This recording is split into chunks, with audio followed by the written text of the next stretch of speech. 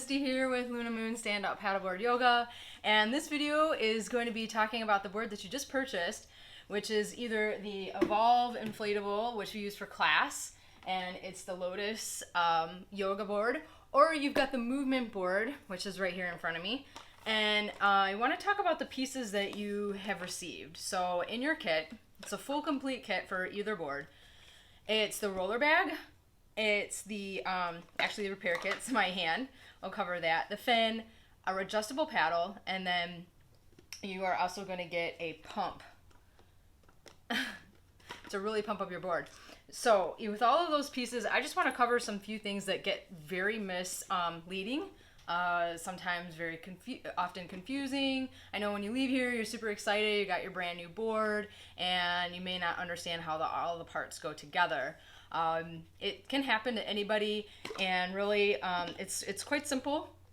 But here, let's go through some of these parts. A few of the other parts that come with your board, all the inflatables will get a patch kit, and you get the colors of your board, which is kind of nice because it'll match if you have a little hole or something to repair.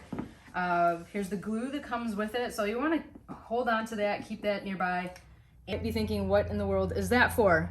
Don't throw it out in your recycling bin. Maybe keep that around, because over time, your board, say, I don't know, 10 years maybe, over time, hopefully you're keeping very good care of your board, keeping it out of the sun, drying it off, especially when you get ready to store it, fold it up and put it in its storage bag.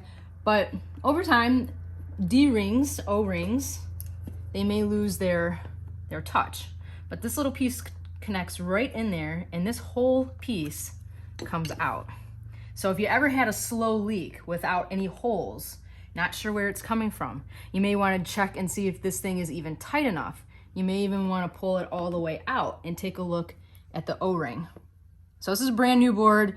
There should be no problems at all, but I'm just saying over time, that's why I'm creating this video for you to have as reference and connect back to.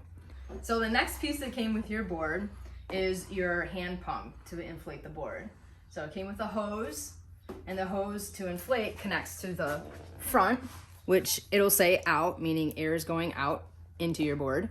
And then your gauge is gonna face you. So a gauge has the numbers for PSI, for bar numbers are on the inside, the outside is PSI numbers. And at first that gauge isn't gonna read anything because there's no pressure, no air in the board. And over time, it's gonna get a little harder to pump. So in the beginning, you might think, wow, this is really easy. And over time, it starts to get a little harder. But let's connect it first. So first, set the pump down, have the numbers face you. There's little feet pedals at the bottom for you to step on. But the other side of the hose has the locking mechanism that is gonna go around the valve. So you're gonna wanna be able to push down and turn. Give it a little bit of torque so it's connected. What it did was push down on that inside valve piece, and that's gonna allow air to go in. So like I said at first, make sure the numbers are facing you and that you're using your feet pump, or the feet on the pump there. This little piece is gonna go inside. So take that out when things start to get a little bit harder, when the gauge starts to read. It'll take a while for the gauge to actually start to read. So I'm gonna start pumping. Notice how easy it is. And you're gonna do this maybe 8, 10, 12 minutes, depending on how many breaks you take. It is a nice warm up, it adds to your workout. But one of the things that people start to mistaken is the fact that it was really easy and then it gets hard. When it gets hard, keep going, because honestly, the gauge isn't gonna start to read. Things aren't gonna start to get a little bit more to push down on until you start reading about 9, 8 PSI. You're just gonna keep going. You gotta keep going. But like I said, once it gets hard, you take this piece out and it buys you a little bit more air going in. Makes it a little bit easier, but it's only gonna last for maybe another 30 seconds to a minute before it starts getting hard again. So ultimately these boards, 15 max PSI. I don't go that high because of the sun and you don't want your board to pop. I go somewhere in between 12.5 to 13. I think that that's ideal But like I said, you don't want to leave it out in the sun, but you know, you're still gonna go in the water in the sun on it, or take it out and leave it on the grass to dry, things like that. But notice how like there's barely any air in here and the gauge is not even reading yet. So I've got a ways to go before this thing is pumped up all the way. My next part that I'd like to show is if you wanted to get a portable inflator. But basically what we just did was push that piece down. It lets air out. I can start to feel air coming out, but you want that to come up. So I'm gonna do part 2 now, and then we'll go back to even deflating. Make this a very thorough video, but here's the newest inflator. It's called the Whale. And this thing comes with all the attachments for other things to inflate, other toys, but it has a little back door where you can charge the battery and use it portable or use it your car battery. So a lot of them, they'll be on the lower end of price, uses the car battery and you need to hook into it. It may take even a little longer to inflate. This one is the latest and greatest. You push the door back down, and then we're gonna hook in. So we're gonna use the same attachment actually that was just like on our hand pump, and we're gonna connect in. So again, a little bit of oomph, some push and a turn to get the hose set, get it to turn on. I think I need to hold, there it goes, so it lights up. So right now I've got it set 12.5 PSI. Right now on this side, set to 0 because there's practically no PSI. But we've got it all hooked in. So this thing will inflate on one side, deflate on the other, and actually the hand pump will do the same thing, help you deflate, but you're gonna hit the power button. And it fires up. Starts reading immediately. You're at 0.42, and then watch the board start to inflate. So it'll go a little bit faster than your hand pump. Like I said, all battery operated. You should inflate 2 to 3 boards back to back. And then you just sit and watch the number.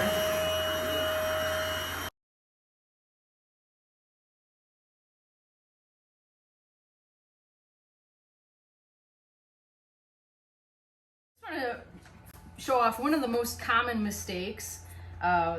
You may be thinking you don't want to overinflate your board, or now that you've been doing the hand pump and it's really getting tough, and you might stop and think that it's inflated, and then you take it to the water and it might feel kind of squishy on your feet, or like you can make imprints in the board. You shouldn't be able to do that. And another thing to test is if it really feels soft to the touch, like I can really squeeze down here and see the board moving as I press. Another key sign is see how there's still some wrinkles in your board, and I can still press and make an imprint. It's super soft right now, and it's not inflated. My digital reader right here is already saying it's still at 3.89. We've got 12.5. So you got a ways to go yet. Stop the electric pump. It's supposed to be set it is set for 12.5 PSI, but we're at 10. I'm gonna cut it there because we're gonna actually just see how accurate the hand pump gauge is, and then I'm gonna show you exactly how tough it becomes toward the end of those last numbers of PSI. So back to the gauge, and it does read right at 10, in between 9 and 11. We're still in the yellow zone, so we wanna get a little bit more pump. So I got that little piece pulled out and use my feet to hold it down. So now you've got some resistance. Once you push down, it becomes a little bit harder. You're gonna use more of your core and your whole body to get those last pumps down. Now it's just gonna become harder and harder as I get closer to my number of 12.5. So yeah, you gotta really put some oomph into it. There's nothing wrong with the board. It just needs that last final air to be able to hold your weight when you're standing on it.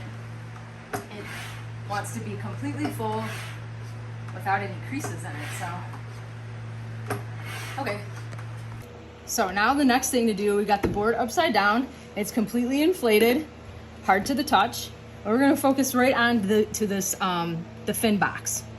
So the fin is gonna track in here and slide. It's gonna and the nut and the bolt is what's gonna keep that connected to the fin box.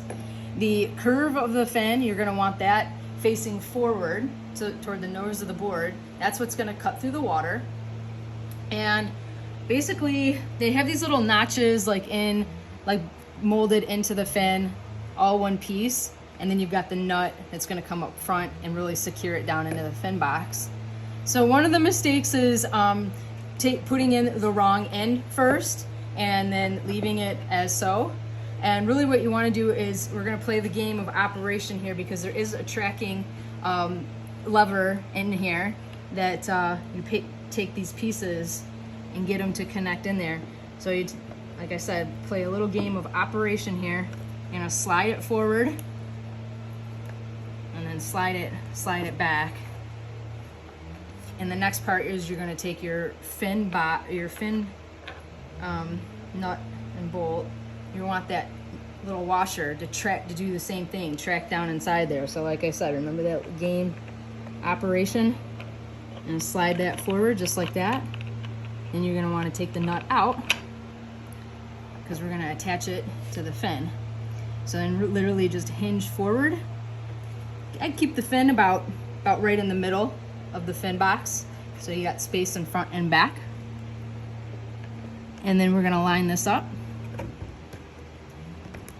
which you just need to slide it over just a little bit. I'll provide a link on where you could get extras of these in case you do lose them. I always have a ton extra on hand because I still have a few other boards that use this fin setup.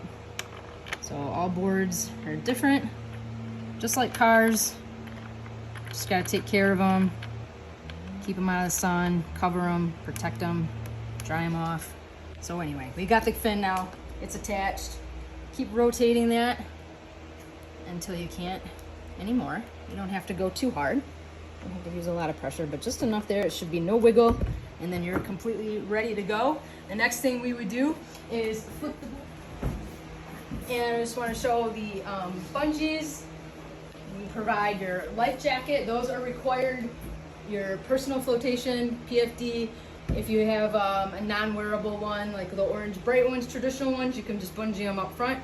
Your handle, where you're going to be able to carry it from. I also do have waist inflatables that pull. They're a little less cumbersome.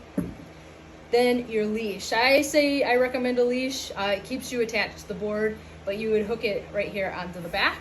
And like so, I have those for purchase as well. They come with a string. You literally just feed the string through there. Makes it super easy. And then this part goes to the ankle. It's all Velcro.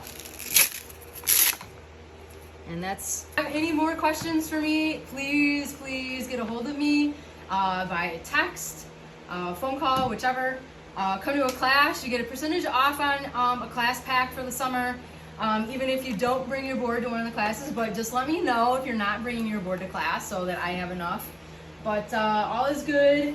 You'll be ready to get on the water. Watching, and like I said, I'll leave some links in there for some gear, and we'll have fun on the water. So thanks for watching.